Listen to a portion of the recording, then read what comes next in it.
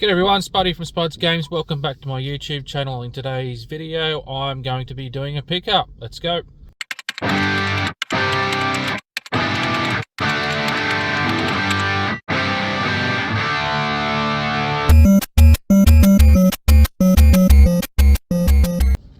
So what are we picking up today? Today we're picking up a CRT. It's quite a unique CRT. It's a Bang & Olufsen Beovision 1. There's a couple of things that drew me to this. I've had Beovision 1s before and no longer have them. But the two main reasons that I'm going to pick this up is, one, it's free. So that's a good thing. It doesn't have a BO remote, a BO4 I think it is remote, the good ones. It just comes with the silver, let's just call it the silver bullet remote, which is fairly limited in its capabilities as a remote, but you know, it's always handy to have. I think I've actually got a spare one of those at home anyway. And yeah, so it's a Beovision 1. It's burgundy. I haven't had a burgundy one before. I've had a black one, I've had a cream one, never had a burgundy one. So I'm just wondering if it suffers the same, I suppose, stickiness on the back, whether it's kind of like a plasticky rubber type substance. So keen to see if it's got that. And the other reason I want it is because my two PVMs are relying on just their standard speakers. So by having the Beovision 1, effectively what I want to use it for is the soundbar at the bottom. So while I'm playing, having it next to those PVMs, and while I'm playing the PVMs, obviously utilising the sound. So been there and picked it up. It was a bit of a mission. Actually lived in a unit, second story, and it was a two-story unit. So I had to, and it was at the top level, so I had to get it down the stairs in the unit itself, and then from the unit down to street level. So all in all, about 40 stairs. So good fun. But luckily for these, the stand pulls away from the base, and you can see they're laying on its side there in the back. Beautiful burgundy purple colour. Unfortunately, it does suffer from the same thing as all the other ones I've picked up, and that's that, you know, sort of sticky, or that back of it goes really sticky, and the colour starts, you know, coming off. And as you can see by my hands, the purple on my hands, yeah, it's not a real nice feeling. But I must admit, it actually helped me grip the CRT when I was carrying it down the stairs. So yeah, it helped me in that instance. So we'll get this thing home. I'll get it out of the car. We'll turn it on. We'll give it a test. See how we went. So here we are back at home. I've managed to take the CRT out of the car. You know, beautiful burgundy colour. I have put power on it, so that's good. There's a power light there. We'll just come around and have a look. Now this I'll be interested to see if this suffers from the standard Beovision 1 problems. Now the first one, obviously it does.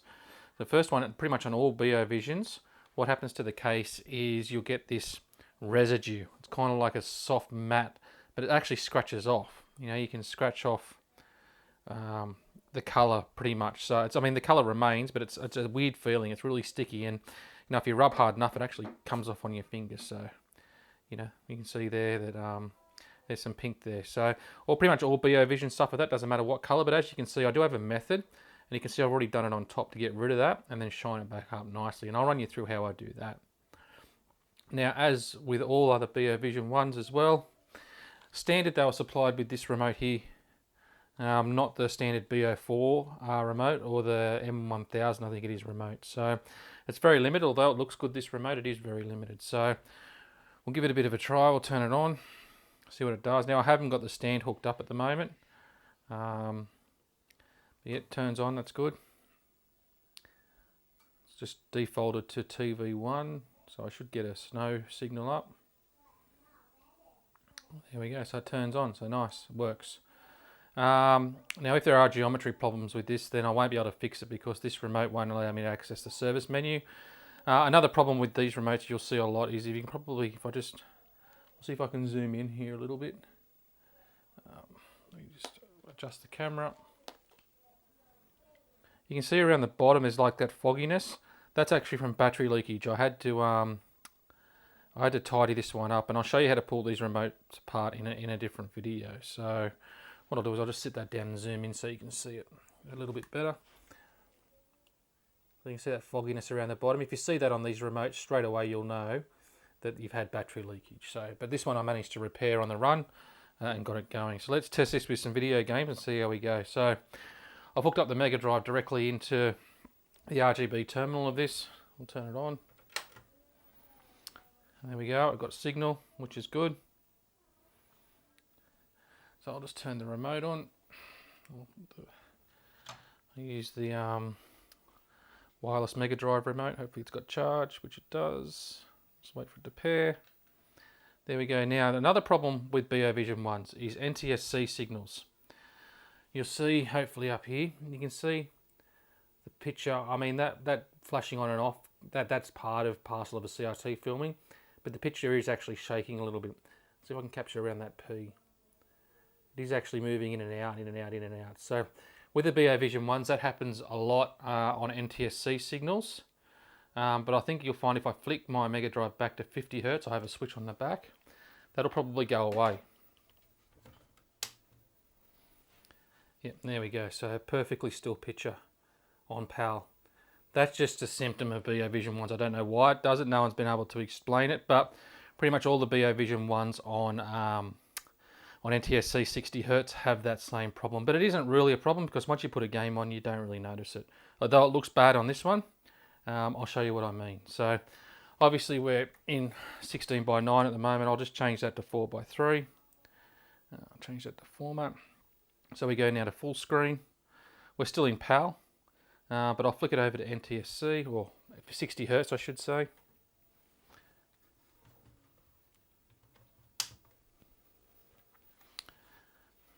Oop, I didn't like that. Let me just restart the PlayStation, the Mega Drive.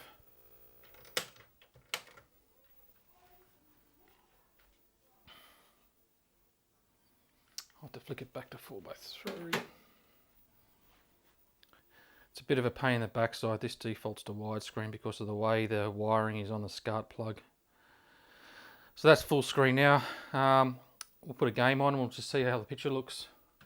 Actually, let's test the geometry first, eh?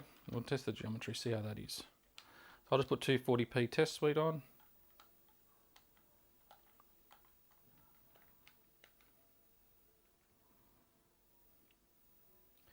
Okay, so I can already see the picture's going to need to shift to the left, but we'll have a look. And there we go. You can see. But other than that, other than the picture shift, the actual picture itself is pretty square. Other than needing to move to the right, sorry. And you can see actually here that that shake is not so much there. I'll stop trying to shake the camera. It's actually, when you look at it close up, it's not as bad. So what I might do is I might just put the camera back on a tripod and then we'll come back and I'll do some more filming. So now I've got the camera back on the tripod. I've got use of two hands. So you can see there, the geometry actually is pretty good, except for it just needs to move over to the right a little bit. There's a little bit of a bump in the middle, but other than that, yeah, it's pretty good. Convergence is good. I can't see any blue overhanging anywhere. So all in all, yeah, it's not too bad. Except for the NTSC problem, which, you know, I don't, with my eyes I struggle to see anyway. So let's just check the RGB screens, make sure purity is good. Yep, and yep. And I'll just check the convergence as well. This might not come up very well on the camera, but yes, it's pretty good. There's no, yeah, as I said, there's no real separation there. So overall, yeah, I'm pretty happy with this. You know, it obviously needs some settings adjusted in the service menu, but as I said, I can't do that until I get the BO4 remote. So what I'll just do is I'll jump out of this. I'll just go back to the main menu on the Mega Drive. So here we are. I've thrown Sonic 2, or Sonic the Hedgehog 2 on. Picture is really bright. I'm really happy with the picture quality. The shake that I was seeing before, I'm not even noticing it now, and it is on a 60 Hz signal. So if I'm playing that, I wouldn't even know it was there. So I don't know whether it's to do with like a menu thing, or maybe it's an interlaced versus 240p thing. I don't know what it is, but the shake, I would say there is very minimal. And if it really does bother you, just play your games in PAL like they should have been in Australia anyway.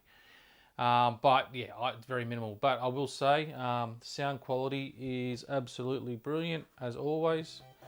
I'll just turn it up. I don't know if that'll pick it up. It's nice and bassy.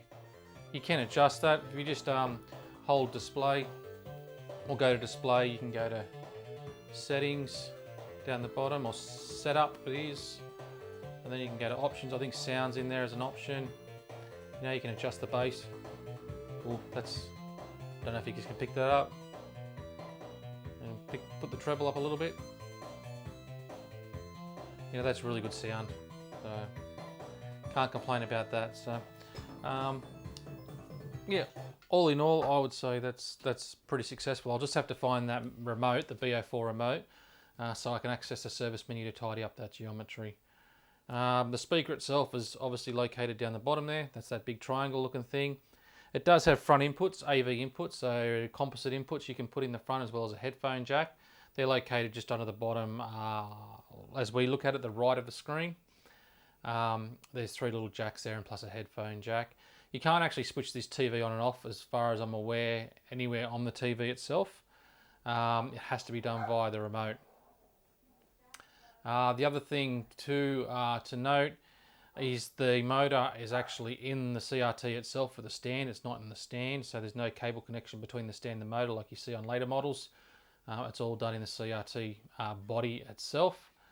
And yeah, that's about it. Like, as I said, overall I'm pretty happy with the quality of this pickup, especially if it was for free. I certainly can't complain. So before we start cleaning the back, 2 things we need. We're going to need some old, well, in Australia we've got the brand Diggers, that's pretty common, methylated spirits, and this here, which is acrylic or plastic polish. Hopefully that comes into focus there. So the brand is Autosol.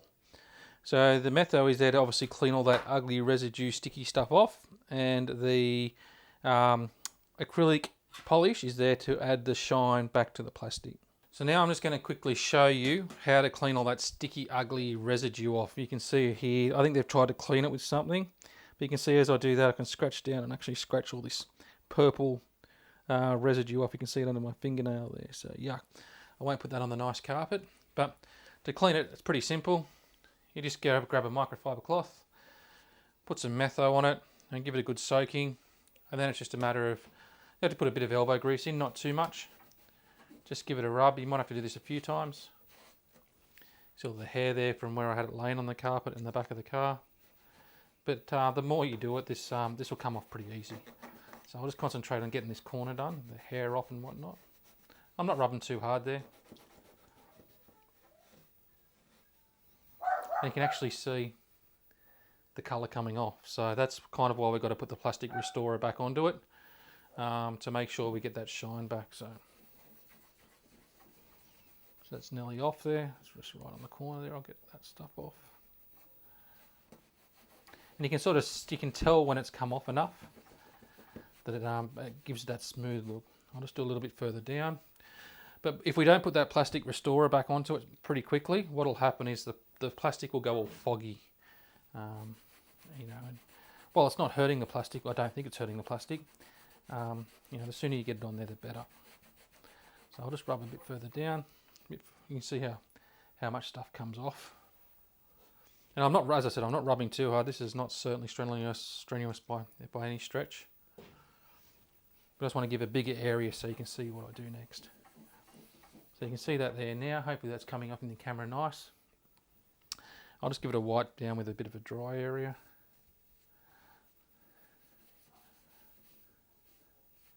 Dry that off. Okay, so hopefully there you can see the difference between where I've done and where I haven't done.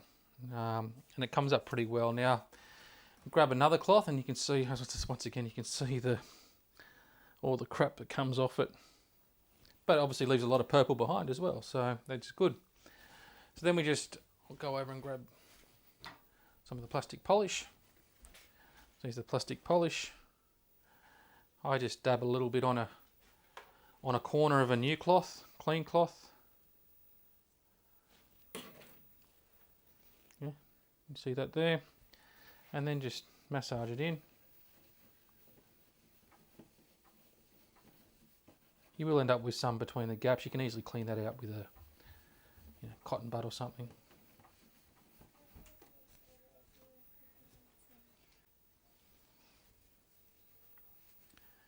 So I'm just going to put a little bit more on there. Give it a good rub in where it was, all around here. And then with a clean part, just give it a bit of a buff. And there, try and get the cream out of the middle there. And if you can't get that out with your fingernail, just maybe a small screwdriver or something. And there we go. You can see how nicely that's now come up compared to the rest of it. So, you know, it won't take too much for me to do this whole back of the CRT and make it come up really nice.